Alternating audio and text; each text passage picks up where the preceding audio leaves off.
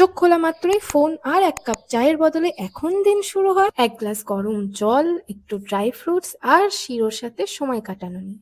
মানে দিনের শুরুটা একটু পজিটিভলি করার চেষ্টা আর কি। যদিও কথাই আছে শেষ ভালো যার সব ভালো তার, তবে এখন পলস কর্নারে কথাটা হবে শুরু ভালো যার সব ভালো তার। তো একটা পারফেক্ট সকালের সাথে গুড মর্নিং এভরিবডি, তোমাদের সবাইকে জানাই স্বাগত ডেইলি ডোজ অফ পলসে।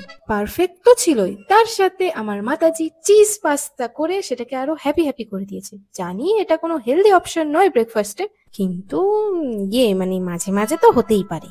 এদিকে ডিজিটাল ভারতের ছাপ আমার বাড়িতেও পড়ছে। যেখানে আগে অনলাইন জামা কাপড় কেনাটাও পছন্দ করা হতো না, সেখানে এখন গাছও অনলাইন কেনা হচ্ছে।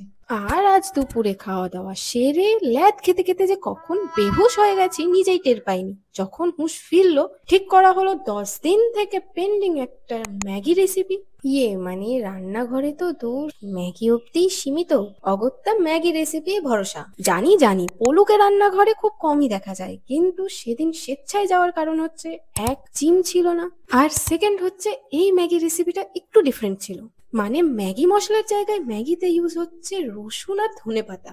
কিন্তু আমি রান্না করবো আর কিছু গড়বড় হবে না সেটা কি করে হয়? তো কি গড়বড় হয়েছিল আর এই ম্যাগির রেসিপিটা খুব তাড়াতাড়ি পোস্ট হবে। আর এইদিকে ম্যাগির সাথে সাথে সময়ের সম্পূর্ণ সৎ ব্যবহার করে সেদিনকেই বানিয়ে রেখেছিলাম আমার বাড়িতেই বানানো no fat no sugar chocolate.